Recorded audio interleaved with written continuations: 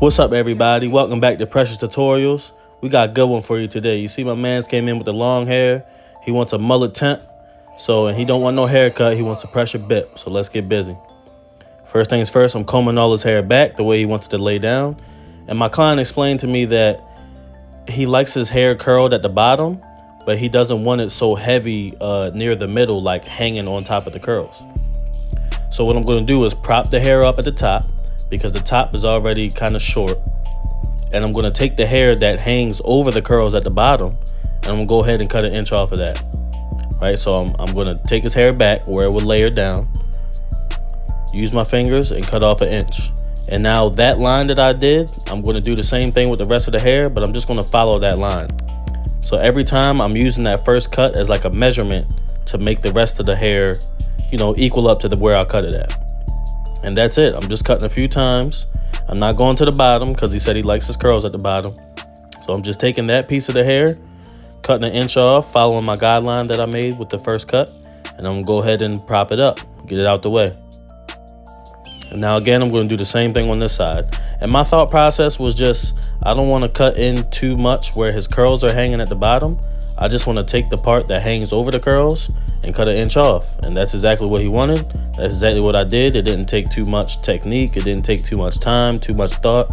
I just took the hair that's not curled, but that's laying on top of the curls, combed it back and cut an inch off. And there you go. And I'll go ahead and prop it up. And now I'm going to be ready for my fade. And guys, a lot of the times with these, these scary haircuts, it only takes a couple extra steps, and then you get right back to doing your same haircut process, which is the pressure process, the pressure way. So now that I got the haircut, I got everything propped up. Now I'm going to go straight into my fade. First things first, I make my bald line. Second thing, I'm coming with a number 3, completely open. And I'm going against the grain just to knock everything out and make everything this 3 length. Now notice how I'm using the ridge of my blade to of my guard to kind of like skim off of his hair, right? And I'm going to do the same thing, but I'm closing it up and I'm staying gradually lower. I'm not necessarily flicking fully out, but I'm kind of letting the guard ridge, the guard curve kind of naturally flick itself out. And now I'm going to come at the bottom and make my first guideline with my Andes Masters completely open, coming in about a ½ inch. And as you can see, kind of in the front, he doesn't really have hair there. It was kind of an overhang hair, but I'm not letting that deter me from my destination. I'm doing my same steps that I always do. So now I close it up, go ahead and start taking that guideline out, open it up a little bit, use my lever play to go ahead and fade that out. Lever play is basically opening and closing your lever based off of where you're trying to cut at and where you're fading at. Right, and now I'm going to do the same thing at the top of the beard. Again, I'm doing the same process I always do. It doesn't matter what texture, what hair type, what haircut they're getting. All you had to do is get the haircut ready, and then you go ahead and do your regular process. Again, using lever play to fade out the top of the beard. Now I'm coming with my number 2. I'm going to come completely open. And again, I'm doing the same thing I did with the 3 guard, but I'm trying to stay gradually lower and kind of fade into where that 3 is. And now I'm going to close it up and go ahead and do the same thing, just kind of staying lower. Right, I'm grinding, I'm flicking at the top, kind of doing that natural flick with the curve of the blade again. Again, sometimes when your texture switches, it's not necessarily you have to change your process, but you might have to change how you cut. So I'm changing how I'm flicking out. I don't flick out gradually, but I kind of flick out based off of, the curve on the ridge. That way, with straight hair, the hair tends to lay down. It tends to lay over where the hair is. So you kind of have to flick at it a little differently to get a nice faded, gradual fade look.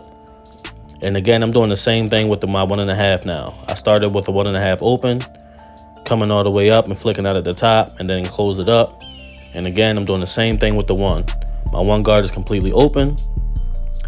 I'm just going ahead and gradually flicking out, but flicking how I need to flick for straight hair texture, which is kind of dig in and gradually come off instead of a full flick.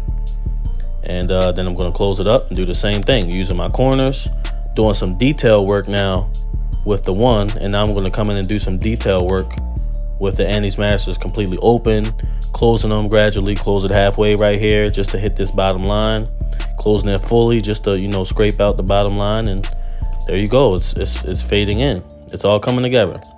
And guys, this is the same process I do with curly hair, coarse hair, straight hair. I do the same fading process and I get the same result, which is pressure, right? So don't let people coming in with different hair textures or, you know, want a slightly different look, you know, scare you or deter you from doing your natural system that you always do. Because your system works. You just might have to do a little bit of extra steps, which was propping the hair up and, you know, cutting the inch off. And you might have to flick a little different. The way you cut might have to be different, but not how you cut, right? Listen to closely what I'm saying. The way you cut might have to be different, but not how you cut. How you cut is your process. It's how you fade. It's what you do to get to your end result, which is pressure, right? We're not changing that. All we're changing is slightly how we're flicking out, how we had to prop the hair, you know what I mean? And that's it. Look, I'm stretching the skin still, as I always do, doing my lever play, as I always do. You stretch the skin, you know you're going to win, right? So don't let people coming in with crazy haircuts or crazy hairstyles or different hair textures than you're used to, you know, throw you off of your game. Because it's really simple. You just got to keep it simple and stay confident in your system that you always do. So again, right now I'm doing my 1.5. Now I'm going my 1, stretch the skin, you know you're going to win. I'm digging in, I'm flicking out. I'm using lever play. And guys, lever play is basically when you open your lever, you're cutting more hair. I mean, you're cutting less hair when you open your lever. And when you close the lever, you cut more hair. So you can adjust your lever accordingly to kind of fade everything into each other. And I do that with, you know, every guard. But mostly with my Andy's Master completely open and with my 1 guard. That's how I bring everything together. And again, doing the same thing I always do. So now that the fade is done, go ahead and I'm hitting the hairline with my holding spray, making sure everything's locked in and ready to go, ready for the shape up, ready for the pressurized line. Now I'm coming with the mustache. I'm going to cut the mustache down to a 1, completely closed. I'm going with the grain. He wanted to keep his mustache thick. He wanted to keep his beard as natural as possible, but still look as full as possible. So I'm hitting the top of the lip, just making a nice straight line, and I'm using my corner to get around the lip and make it a nice straight line coming down to connect to his beard. Again, really utilize your corners when you're getting around the lip area in the corner area. And don't just leave it there or cut it off all the time. If your client wants to, you know, learn how to use your corner, and you know, you can get around there. Now I'm hitting the top of the mustache, pressing down, making everything a straight line, making sure both sides are symmetrical. See how I'm looking at it? Now I'm combing the hair out, and I'm going to hit the outside of the line to make it come down and connect to the mustache. Again, this is my client's style. This is his preference. Whatever your client's preference is, you should, you know, give them the haircut that they want. And here we go. Now I'm taking the rest of this hair. I'm going to cut this hair on the top. I'm going to cut an inch off of this as well, just to match up with everything else. But I'm not cutting too much off, right? And again, I'm just going to comb everything in to where I just cut. And I'm using that first cut as my guideline. And I say, okay, I cut this last piece this much. Now I'm lining up the rest of the hair, and I'm going to cut the rest of the hair to line up with where I just cut it at first. That's basically all I'm doing. And I'm not cutting too much off. It's not very precise because that's not really my specialty. But it doesn't have to be precise in order for you to, you know, get what your client wants. Now I'm going to go ahead and hit the back of the beard.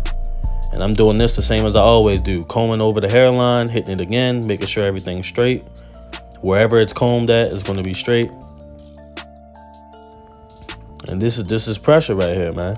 It's the same thing I always do. It's just a couple little extra steps, you know, a couple little changes, but it's the same thing, you know, cutting, shaping up sharp, comb over the hairline. Hair is hair. Now I'm coming in straight in the middle, and I'm going to the left. As I come to the left, I always go back to the right, and I use this as a guideline for the shape up. This makes sure everything is connected. It makes sure everything is clean. It makes sure everything is straight. So every time I go one way, I make my way back to the middle to make sure everything is pressure. And as you can see, everything's straight. It's not as dark or as prominent, but I don't want to dig into his hairline and push his hairline back. So, and now I'm coming in the corner. I'm angling towards the eye. And again, as you can see, it's pressure. There we go. Combing everything forward. Going to hit it again. Make sure there ain't no overhang. You know, with straight hair, there's a lot of overhang. So you always want to comb over the hairline a couple times. Even comb backwards a couple times so you can hit it and you can ensure that whichever way the hair is combed, whatever way the hair is moved, you're going to be able to see that hairline. Because you know that's the pressure way. We want hairlines to pop out over here. That's what we do. That's what we like. So yeah, let's get with the program. Again, we're doing the same thing. Combing it out, angling the sidebar forward. Sometimes when you hit the sidebar, it might not cut properly because the hair is hanging over. So you have to cut it at a different angle. I wanted to hit the sidebar, but the hair was growing from the top of his head. So in order for me to hit the sidebar, I had to hit the top of the head to cut that piece of hair off. And as you can see, the hairline is pressure. The fade is pressure. Everything is how it should be. Now again, I'm coming with my style. Again, whenever people have curls, I curl their hair. Whenever people have waves or short hair, I brush their hair down with some waving cream or some holding mousse. I always do a style. So why would I switch it up now? Because his hair is long. I'm wetting his hair. I'm combing everything down. And yeah, that's how you style his hair. That's how he wants his hair to be. Now I'm hitting it with the enhancements.